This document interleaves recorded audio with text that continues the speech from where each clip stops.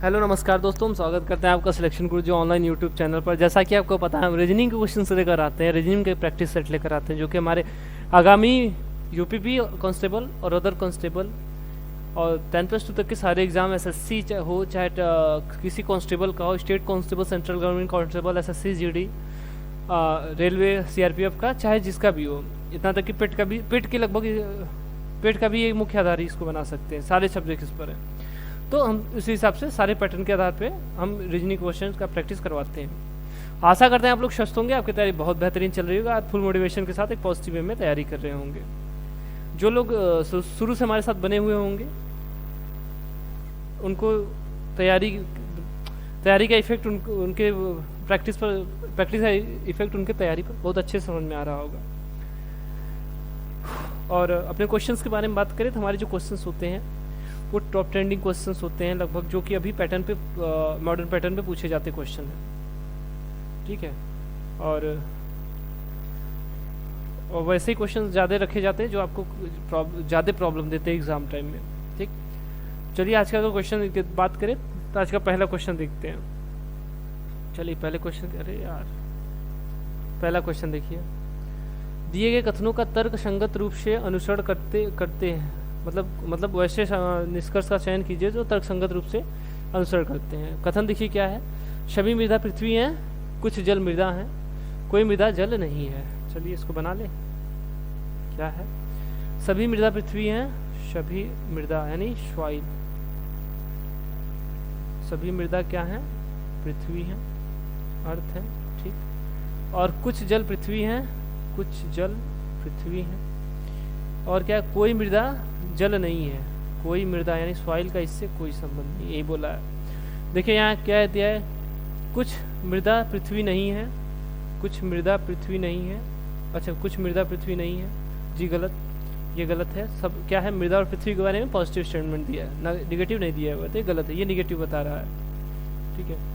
उसके बाद देखिए, सभी पृथ्वी के मृदा होने की संभावना है, सभी पृथ्वी के मृदा होने की संभावना, जी नहीं, कोई संभावना नहीं है, पहले ही बोल दिया था कुछ।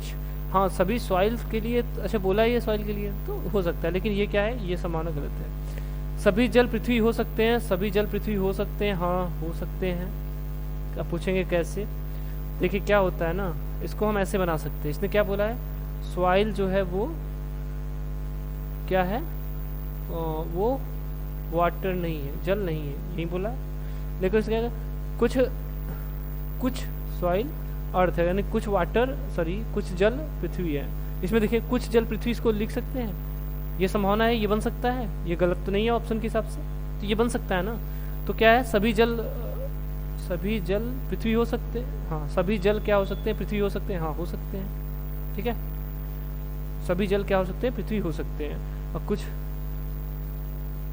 जल पृथ्वी है, कुछ जल पृथ्वी नहीं, कुछ जल पृथ्वी नहीं है। देखिए जल और पृथ्वी के बारे में हम पॉजिटिव ही दिया था, ठीक है, और यहाँ नेगेटिव स्टेटमेंट दिया, ये गलत है। तो कौन सा सही है? ऑप्शन नंबर केवल तीसरा हमारा सही है, इसमें कंफ्यूज होने की जरूरत नहीं है, ठीक है। क्यों, कौन सा निष्कर्ष हमारा सही है? निष्कर्ष केवल 3 सही है, यहाँ 2 नहीं है, यहाँ पर 3 है, इसको 3 बना लीजिएगा, ठीक। क्या है? ऑप्शन नंबर ए, मतलब केवल निष्कर्ष 3 सही है हमारा, ठीक है।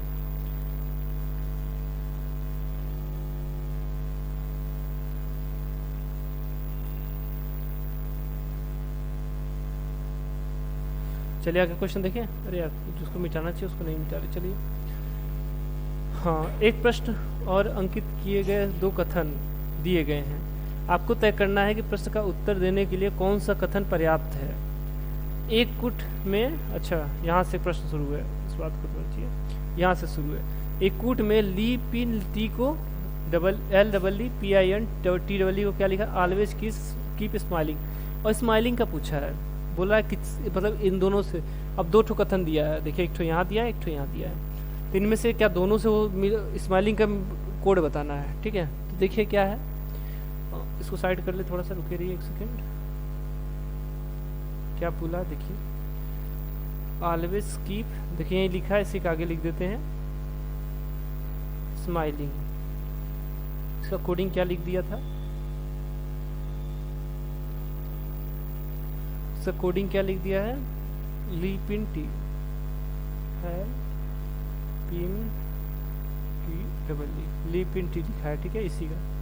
इसका कोडिंग क्या लिखा है, लीव विथ टीन लिखा है, और स्माइलिंग का पूछ रहा है। और देखिए यहाँ क्या दिखा है, ऑलवेज कीप लेफ्ट, ठीक है, ऑलवेज रियल है, कीप लेफ्ट, इसका कोडिंग क्या लिखा है, टी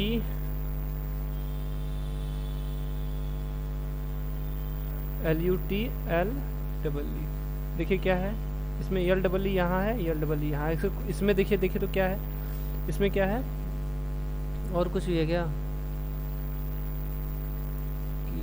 पूछा हमसे क्या है, अच्छा स्माइलिंग का पूछा, ठीक है।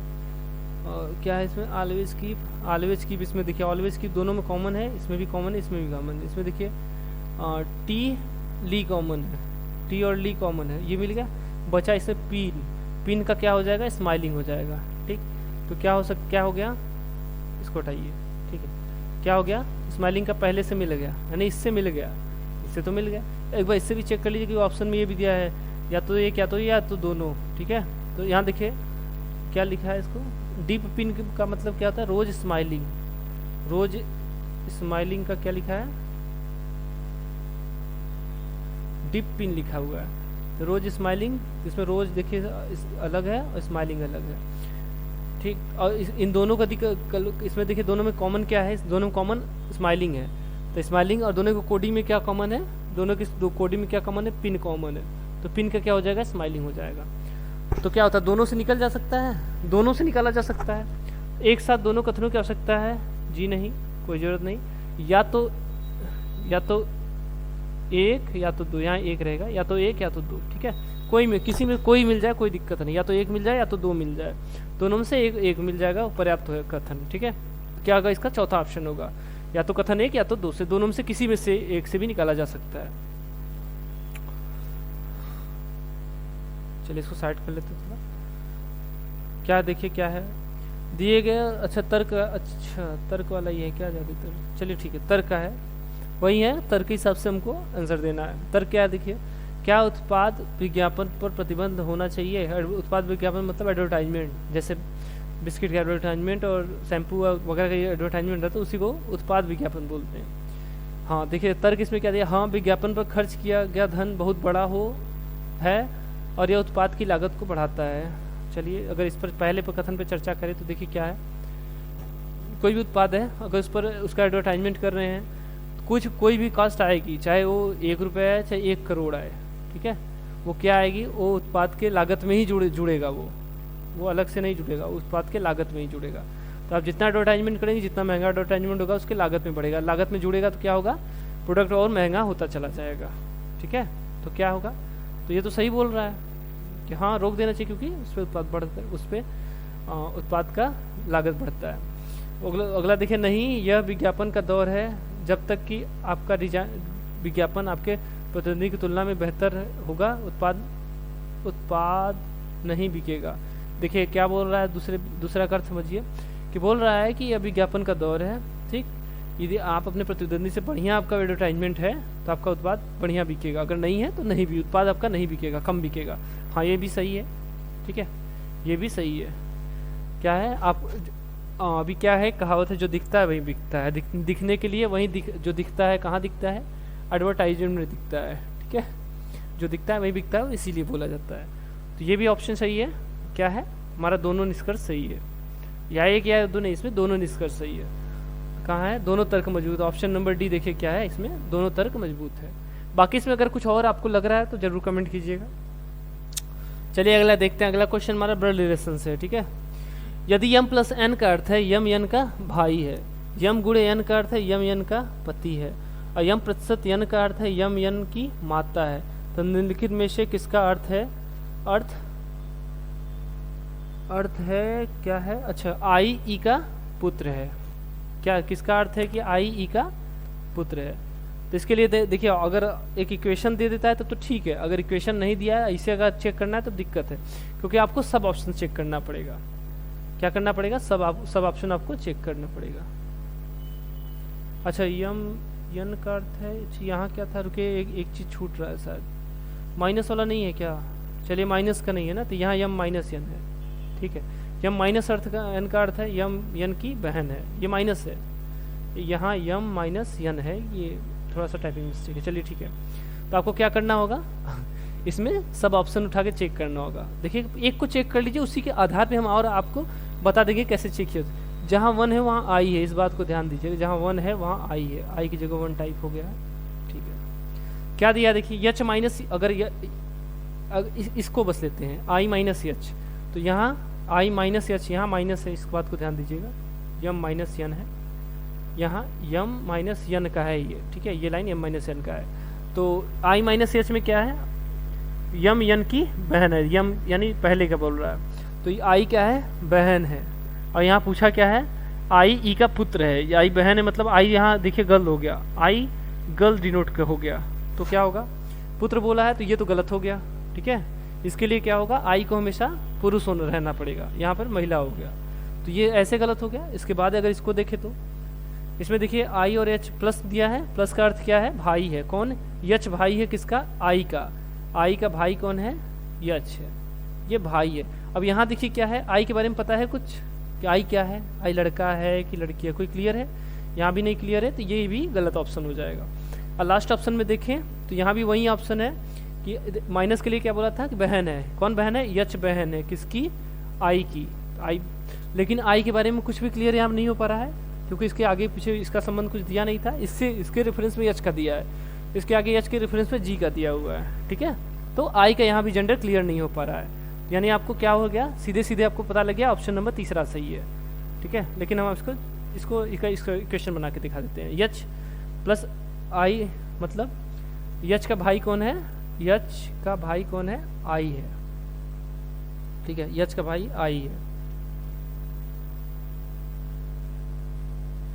यच का भाई आई है, लड़का है। उसका देखिए माइनस जी है, अगर आई माइनस जी ले, जी माइनस आई लें तो माइनस के लिए यहाँ था, तो इसकी बहन है कौन, जी, यानी ये लड़की है। उसका प्रतिशत है या प्रतिशत जी, या प्रतिशत जी, प्रतिशत के लिए क्या बोला था, यम प्रतिशत यन के लिए, यम माता है किसकी, यन की, यानी क्या है, यप माता है किसका, जी का, जी की माता कौन है, यप है। और इसका देखिए गुड़ा दिया हुआ, गुड़ा का मतलब क्या है, गुड़े के लिए क्या है, पति है, यानी यफ का पति कौन है, यफ का पति कौन है, यानी महिला थी। ठीक है, इसका पति कौन है, पति है ई, ठीक, ई पति है और ये पत्नी है। इसने क्या बोला था, आई ई का पुत्र है, देखिए ई का पुत्र कौन है, आई है, सही है, क्लियर हो गया, तो यानी ऑप्शन नंबर तीसरा हमारा सही आंसर हो जाएगा। चलिए अगला क्वेश्चन देखिए, उचित निष्कर्ष को चुने, क्या है कथन देखिए, वैदिक गणित की पुस्तक इस प्रकार बनाई गई है कि यहाँ तक कि एक साधारण व्यक्ति भी अध्यापक की अनुपस्थिति में इसका अध्ययन कर सकता है।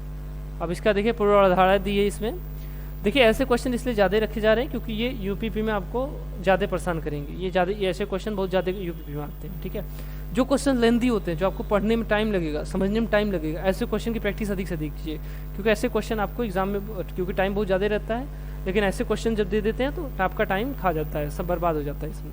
ठीक है, क्या बोल रहा है पूरा उदाहरण देखें, एक साधारण व्यक्ति की इच्छा है कि अध्यापक के बिना भी वह वैदिक गणित का अध्ययन करे। चलिए कथन की बात करें, कथन में क्या है, इस प्रकार बनाई जाती है कि एक साधारण व्यक्ति अध्यापक की अनुपस्थिति में, साधारण व्यक्ति भी कर सकता है लेकिन साधारण व्यक्ति की इच्छा नहीं है ये। ठीक है, तो एक तरह से ये गलत है, एक तरह से भी गलत है। आगे देखते हैं फिर से, वैदिक गणित के अध्यापक के लिए सदैव एक अध्यापक उपलब्ध नहीं हो सकता। यहाँ उपलब्ध न होने का मतलब है कि अध्यापक कहीं चला ना जाएगा, इसका मतलब ये है कि यदि आपको जो उसकी शिक्षा की जरूरत है तो अध्यापक यदि अनुपस्थित है या आप सक्षम नहीं है टीचर के पास जाने में, तो आप एक बुक से भी अध्ययन कर सकते हैं। इसका तात्पर्य यहाँ से है, इससे नहीं है कि टीचर कहीं चले गए या टीचर ना है तो उसकी बात वो भी है, लेकिन यहाँ अनुपलब्धता नहीं है, या तो आप अध्ययन नहीं कर सकते हैं टीचर के समक्ष जाकर, जैसे आर्थिक स्थिति आपकी सही नहीं है। ठीक है, तो इसकी बात कर रहा है। उसके बाद देखिए क्या है, मतलब मेरे हिसाब से ये वाला तो सही है बी का। तीसरा देखिए, एक साधारण व्यक्ति साधारणतः यह पाता है कि वह स्वयं से वैदिक गणित को सीखना कठिन है, मतलब बिना टीचर और बिना बुक की सहायता से अगर स्वयं से अध्ययन करना चाहे तो ये कठिन है। हाँ सही है, ऑप्शन में तो पहले ही बोला था। यहाँ केवल बुक की बात नहीं किया है, स्वयं से मतलब स्वयं के साथ का मतलब उनके साथ बुक नहीं रहेगा, इसका भी बात को ध्यान रखिए, ठीक है। तो ये केवल ऑप्शन 2 और ऑप्शन 3 सही है, निष्कर्ष पहला गलत है, ठीक है, पहली अवधारणा गलत है। तो कौन सा ऑप्शन सही है इसमें से? यहाँ देखिए, यहाँ सॉरी, यहाँ 1 नहीं है, यहाँ 2 और 3 है, ठीक है। इसमें 2 और 3 की बात की हुई है, क्योंकि देखिए यहाँ 1 और 2 दिया है, तो यहाँ 2 और 3 की बात कर रहा था। तो क्या है, ऑप्शन नंबर तीसरा सही है। मतलब सीधे आप जानिएगा अवधारणा जो है 2 और 3 सही है, ठीक। आगे देखें, प्रश्न क्या दिया हुआ, प्रश्न है ABCDE के बीच सबसे मोटा कौन है। आपको इसको कैसे निर्धारित करना है, 2 ठो इसमें भी वही है, 2 तर्क दिए हुए, पहला और दूसरा। इसके आधार पर कि किससे हो जाएगा, केवल इससे होगा, क्या केवल इससे होगा या दोनों से हो जाएगा, या तो इससे या तो इससे, किसी में से भी हो सकता है, ये बताना है। तो कौन बोलना है इसमें सबसे मोटा कौन है। पहला देखिए, सबसे मोटे की बात कर रहा है, A B से मोटा है, A मोटा है किससे, B से, ठीक है। ये क्रम है हमारा, इधर सबसे मोटा है, इधर सबसे कम है, यहीं से, ठीक है।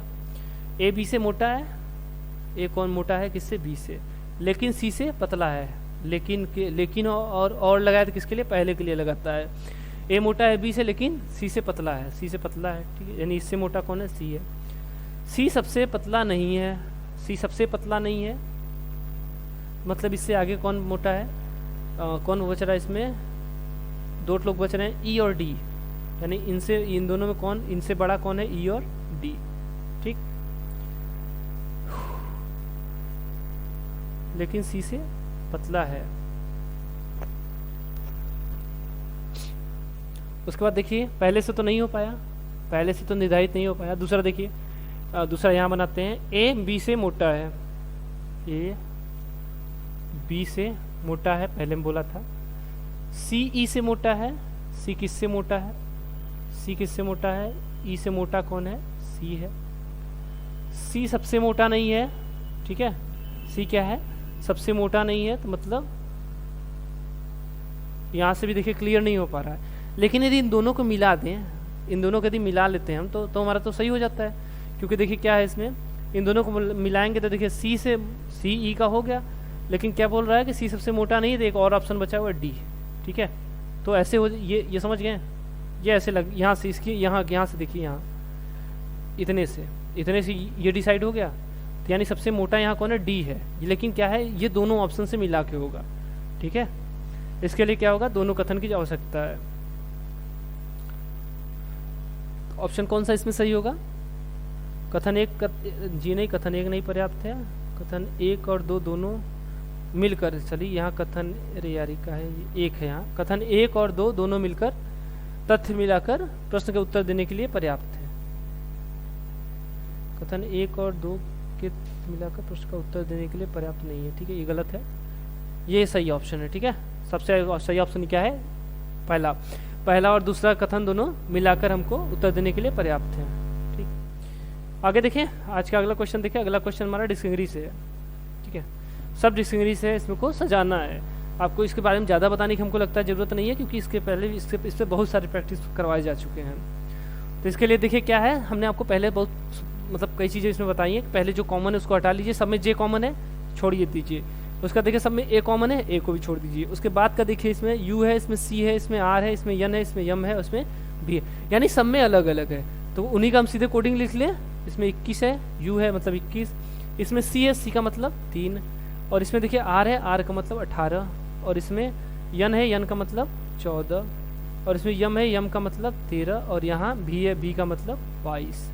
इसको सजा लीजिए। सबसे छोटा कौन है, 3 है, ठीक है, सबसे छोटा देखिए 3 है, उसके बाद ख़त्म। ये 3 के बाद कौन, इससे बड़ा कौन है, 13, 3 के बाद 13 आएगा, फिर 14, ठीक है, 3 13 14 हो गया, 3 13 14 हो गया। 14 के बाद देखिए 18, उसके बाद तो फिर 21, फिर 22। इतना सजाने से अच्छा है कि आप सीधे कोडिंग लिख लीजिए। 3 देखिए किस में था, 2 में था, 1 सेकेंड रुकिए, थोड़ा सा चेंज करने दीजिए।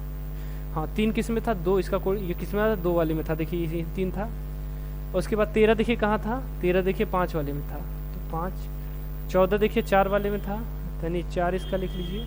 उसके बाद 18 कहाँ है, 18 यहाँ 3 वाले में है, 3 लिख लीजिए। 21 1 में है, 1 लीजिए। उसके बाद फिर बचा एक 22 6, कितना हो जाएगा, 25 43 16, 25 43 16 ऑप्शन नंबर तीसरा। ठीक है, ये सरल क्वेश्चन था, थोड़ा सा लंबा भले था, 6 वर्ड का था, लेकिन इजी था ये। इसमें हमें एक ही कोडिंग से हो गया हमारा, आगे लिखने की आवश्यकता नहीं पड़ी। इसमें भी देखिए कुछ छूट गया, यहाँ पर क्वेश्चन मार्क है, इसके आगे कौन सी संख्या यही पूछा था। लुप्त संख्या का चयन कीजिए जो श्रृंखला को पूरा करेगा। चलिए देखिए क्या है, सही है ना। चलिए क्या है, अंतर देख लीजिए, 19 4 23, और 23 और 31 का अंतर देखिए तो क्या हो जाएगा, 3 यानी 8, 23 8 31 यानी 8 हो गया, अंतर 8। 31 और 47 का अंतर देखे तो 7 में से 1 गया 6, और 4 में से 3 गया 1 16। उसके बाद इनका अंतर देखे तो 7 2 9, और 7 2 9, 7 में से 4 गया 3। ठीक है, और अगला पूछा है तो देखिए क्या है, इसका अंतर 4, इसका अंतर 8, इसका अंतर 16, इसका अंतर 32। एक चीज़ देख रहे हैं, दुगना करता चला जा रहा है, सीधे दुगना करता चला जा रहा है।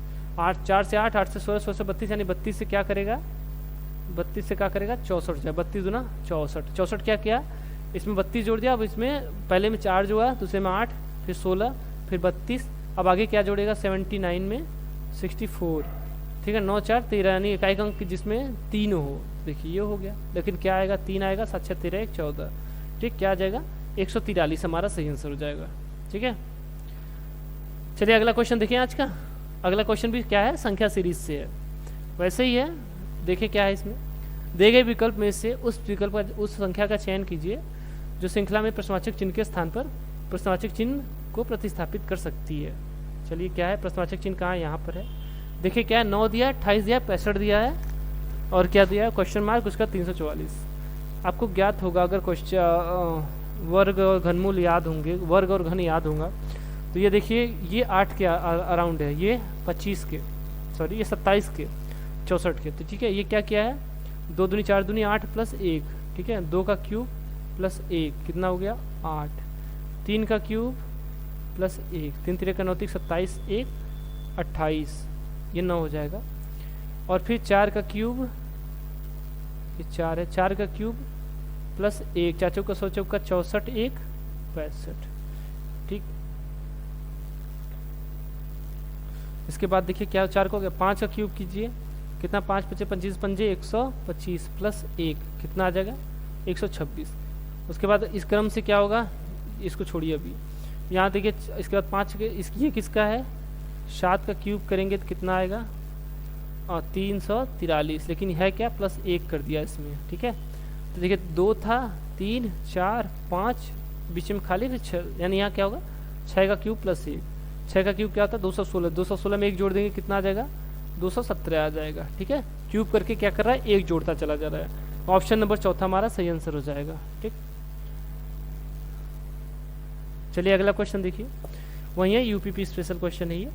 आप एक निजी अस्पताल में मरीजों के प्रवेश के प्रभारी हैं। ठीक है, गरीब मरीजों को निःशुल्क उपचार प्रदान करने के लिए आपका अस्पताल सरकार द्वारा बाध्य है। ठीक, मतलब सरकार की तरफ से ऐसी योजना है जिसके वजह से आपको गरीब लोगों का इलाज मुफ्त में करना है, इसके बाध्य है आपका अस्पताल इस नियम के लिए। एक ऐसा ही गरीब रोगी आपातकाल में अस्पताल आता है, परंतु वह अपना आधार कार्ड भूल गया है जो निःशुल्क उपचार की सुविधा का लाभ उठाने के लिए आवश्यक है। आप क्या करेंगे। ठीक है, देखिए इसके लिए क्या है, अगर ये कंडीशन न रहता, ठीक ये न रहता तब क्या होता है, उनसे बोलते हैं कि आप इंतजार कीजिए और अपना आधार कार्ड मंगवा लीजिए। लेकिन आपात स्थिति जहाँ आ जाती है तो क्या होता है, इंपॉर्टेंस क्या है, पहले पेशेंट इंपॉर्टेंट है। ठीक है, ऑप्शन देखिए, ऑप्शन इसमें इस शर्त पर कि उसे अस्थायी रूप से स्वीकार करेंगे कि उसे निर्वहन के समय यानी एग्जिट के समय, मतलब एग्जिट के समय आधार कार्ड प्रस्तुत करना पड़ेगा। ठीक है, ये सही ऑप्शन है। आगे देखिए, रोगी को मना कर देंगे, भाई गलत है ये, क्योंकि यहाँ आपातकाल पहले लिख दिया है। ठीक, रोगी को पहले आधार कार्ड प्रस्तुत करने को कहेंगे, जी नहीं ये भी गलत है, पहले हमने बोला आपात। उसे केवल तभी स्वीकार करेंगे जब वह उपचार के लिए निःशुल्क का भुगतान करने के लिए सहमत हो, जी नहीं तीनों गलत ऑप्शन तब तो। ठीक है, तो सही क्या है ऑप्शन का, सही से ऑप्शन है ऑप्शन नंबर ए। ठीक है, कि उसे अस्थायी रूप से स्वीकार करेंगे, लेकिन उसे वैसे कम से कम यहाँ लिखना चाहिए कि कम से कम अधिक से अधिक डिस्चार्ज के समय अपना आधार कार्ड प्रस्तुत करना होगा। ठीक है, चलिए अगला क्वेश्चन देखें। चलिए आज का अगला क्वेश्चन देखते हैं। अच्छा, महात्मा गांधी जी का जन्म दिवस क्या है?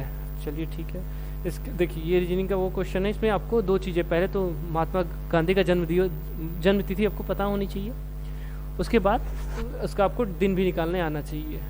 ठीक है, चलिए क्या है देखते हैं। चलिए देखिए क्या है, महात्मा गांधी का जन्म दिवस क्या है। चलिए तो क्या है महात्मा गांधी का जन्म दिवस? 2 अक्टूबर 1869। ठीक है, ये क्या है? महात्मा गांधी का जन्म दिवस है। तो सीधे सीधे इसका मतलब ये है कि 2 अक्टूबर 1869 को कौन सा दिन पड़ेगा आपके लिए। इसके लिए हमने पहले बताया था, यहाँ पहले समझ लीजिए। पहला क्या करते हैं, 400 के गुणज जिसको निकालते हैं। 400 से गुणज मतलब ये 1600 से ऊपर है, 400 का गुणज निकालेंगे तो ये 1600 आएगा। 1600 से प्लस में कुछ आएगा, ये पहला हो गया। 1600 प्लस या जो भी है 800 प्लस 400 प्लस 2000 प्लस, ये इससे चेक करते हैं, पहला नियम। उसका इससे कितना अधिक है दूसरे में, देखिए कितना अधिक है। 100 वर्ष के काउंट करेंगे, कितना 100 वर्ष अधिक है? 1800, यानी 16 2 1800, 200 वर्ष अधिक है। उसके बाद देखिए क्या है तीसरा स्टेप, उसके बाद 200, अब कितना 200 वर्ष के बाद अब कितना दहाई में कितना अधिक है? तो देखिए 69 तो पूरा हुआ नहीं है अक्टूबर तक, ये एक घटा लीजिए, यानी 68। कितना वर्ष है? वनी वर्षों की संख्या कितना?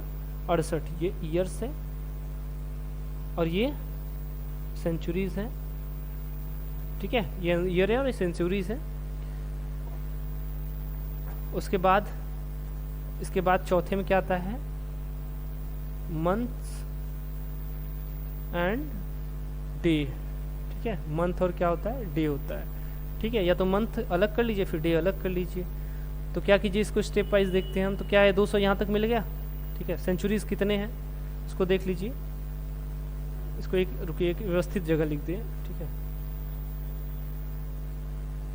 चलिए ठीक है, क्या है 600। उसके बाद देखिए सेंचुरीज लिखना है, कितना है 200 सेंचुरी। उसका ईयर्स कितना है 68। उसका मंथ एंड डेट।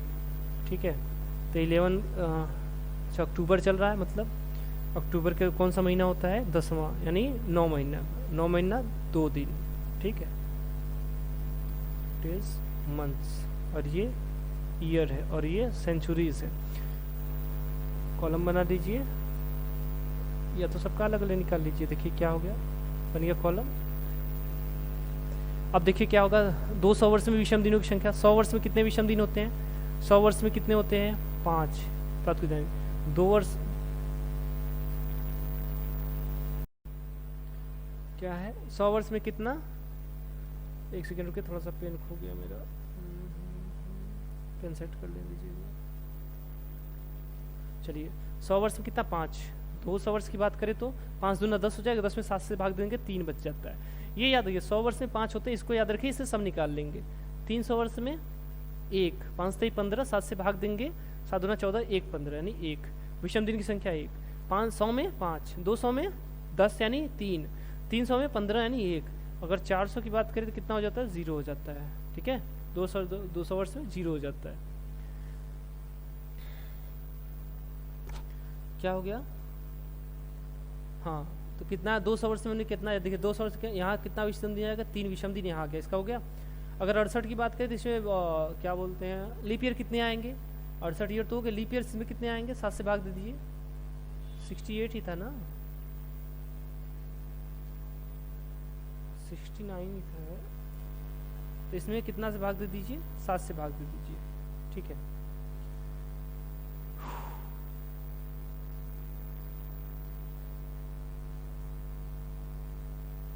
इसमें 7 से भाग दे दीजिए, तो 7 9 63, 63 5, 7 9 63 5, 68 यानी कितना आ जाएगा? यहाँ 5 आ जाएगा।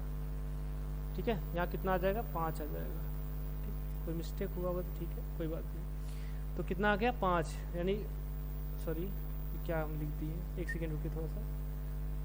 कितना विषम, सॉरी लीप ईयर कितना? 4 से भाग देना है, सॉरी मिस्टेक हो गया, 4 से भाग देना। लीप ईयर निकालने के लिए 4 से भाग दिया जाता है। ठीक है, तो कितना आ जाएगा? 4 एकम 4, 4 एकम 4, 2 बचा, 2 और 8, तो 4 तिहाई 12, 4 चौके 16, 4 सत्ते 28, 2 8 बचा, 4 सत्ते 28, यानी कितने विषम दिन, सॉरी कितने लीप ईयर और कितने विषम दिन आ गए। देखिए साधारण वर्ष में एक विषम दिन होता है और लीप ईयर में एक एक्स्ट्रा हो जाता है, तो 17 दिन एक्स्ट्रा हो जाएगा 68 दिनों में। तो इसको जोड़ के इसमें भाग दीजिए, कितना आएगा 8 7 15 और 7 1 6 1 7 1 8, इसमें 7 से भाग दे दीजिए, 7 एकम 7 7 एकम 7 7 दूना 14 1 15, यानी यहाँ विषम दिन कितना आ जाएगा 1 आ जाएगा। ठीक है, यहाँ विषम दिन 3 आया था, यहाँ विषम दिन 1 आ जाएगा। अब यहाँ क्या करें, मंथ की बात करें। ठीक है, तो जनवरी से देखिए अप्रैल तक क्या होता है 3 3 6 2 8, यानी जनवरी से अप्रैल तक कितना विषम दिन हो जाता है 1 हो जाता है। ठीक है, उसके बाद मई 2 3 2 5 3 8 3 11, मई से जुलाई तक कितना हो जाता है 4, मई से जुलाई तक 4। ठीक है, उसके बाद फिर अगस्त सितंबर बाकी है, अगस्त सितंबर अक्टूबर, अगस्त सितंबर, अगस्त में 3, सितंबर में 2 और ठीक है 3 2 5, यानी कितना विषम दिन टोटल हो गया 5 5 10, यानी 3 महीनों में कितने विषम दिन आ गए 3, अब प्लस यहाँ 2। ठीक है, सबको जोड़ लीजिए, 3 3 6 2 8 1 9, यहाँ साथ मिस्टेक हुआ थोड़ा सा निकालने में, चलिए इसको हम डायरेक्ट निकाल लेते हैं, कोई दिक्कत नहीं। मंथ का निकालने के लिए आप लोग परेशान मत होइए, मंथ और डेट का हम एक साथ निकाल लेते हैं। अगर मंथ का निकालना हो तो देखिए यहाँ से निकालिए, देखिए जनवरी में कितना होगा 3, फरवरी में इसको जोड़ लीजिए 0, मार्च में 3 प्लस अप्रैल में 2 प्लस मई में 3 प्लस जून में 2, जुलाई में 3 प्लस अगस्त में 3 प्लस सितंबर में 2 प्लस 2 अक्टूबर की बात किया ही है। ठीक है, तो इसको जोड़ लीजिए, 3 3 6 2 8 3 11 2 13 13 3 16 3 19 20 21 22 23, 23 हुआ, 23 में 7 से भाग देने कितना आ जाएगा 2 विषम दिन आ जाएगा। ठीक है, कितना आ जाएगा 2। अब सारे विषम दिन काउंट कर लीजिए, देखिए सेंचुरीज में कितना आया है 3 आया है। ठीक है, ईयर्स में कितना आया है 1 आया है, और मंथ और डेट्स में कितना आया यहाँ वाला आया है, यानी 2 आया हुआ है। इन सबको जोड़ लेंगे कितना आ जाएगा 6 आ जाएगा। 6 किसका कोड होता है, 6 कोड होता है शनिवार का, यानी हमारा सही ऑप्शन क्या हो जाएगा शनिवार, यानी 2 अक्टूबर 1869 को क्या हुआ था, क्या कौन सा दिन था, शनिवार था। ठीक, इसको फिर से एक बार समझाते हैं आप लोगों को, एक सेकंड रुकिए, थोड़ा सा आपको लिख के फिर से समझा देते हैं।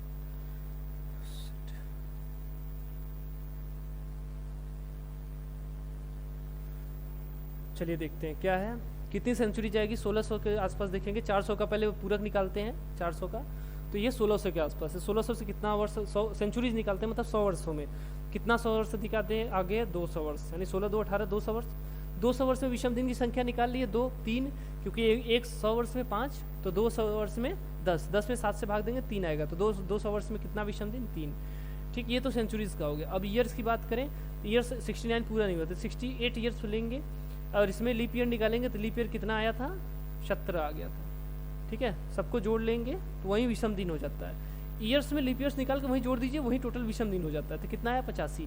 अगर यहाँ से बात करें, अगर 85 सालों में 85 की बात करें, 85 में कितना विषम दिन आ जाता है, 85 में 1 विषम दिन आएगा। ठीक, यहाँ से देखिए ईयर्स और सेंचुरीज का विषम दिन निकल गया। अब निकालते हैं मंथ और डेट का।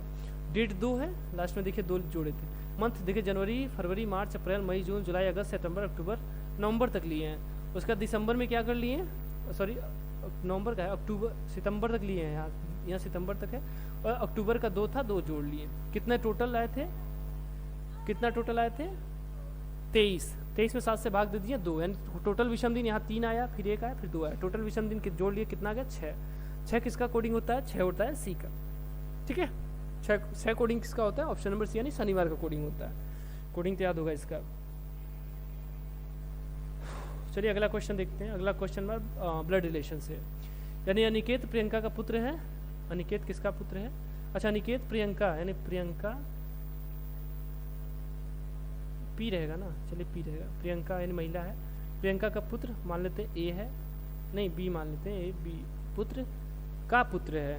देखिए पिछली क्लास में यही गड़बड़ी हुई थी। ठीक है, माता का माता दिया था, इस बात को हम ध्यान नहीं दिए थे। पुत्र का पुत्र है कौन, पुत्र का पुत्र कौन है, अनिकेत है। अच्छा पुत्र के पुत्र का, यानी ये एक्स मान लेते हैं, पुत्र का पुत्र ये हो गया, इसका भाई कौन है, अनिकेत है। ठीक है, तो बोला है कि अनिकेत का प्रियंका से क्या संबंध है, प्रियंका के पुत्र का पुत्र उसका पौत्र हो जाएगा, तो यानी पोता उसको बोलते हैं, ठीक है, पुत्र का पुत्र पोता बोलते हैं उसको। तो ऑप्शन नंबर हमारा सही आंसर हो जाएगा, ठीक। इसके लिए बहुत जरूरत परेशान होने की जरूरत नहीं है। चलिए अगला क्वेश्चन देखिए, अगला क्वेश्चन हमारा ब्लड रिलेशन से, ठीक है, अगला क्वेश्चन हमारा ब्लड रिलेशन से। आज को आपको होमवर्क के लिए कुछ दिए नहीं है, तो आपके लिए यही होमवर्क है आज का, आप मतलब इसका यही होमवर्क है, ठीक है। इसको कमेंट कीजिएगा, इसका आंसर जरूर कमेंट कीजिएगा। चलिए आज के लिए इतना ही। आई होप आप लोग सेशन को बहुत बेहतरीन तरीके से एंजॉय किए होंगे और सेशन आप लोगों को बहुत अच्छा लगा होगा, और जो चीज़ें समझाने का हम प्रयास किए आप लोग को बेहतर समझ में आया होगा। बाकी अगले सेशन में फिर मिलेंगे, तब तक के लिए नमस्कार, जय हिंद, जय भारत।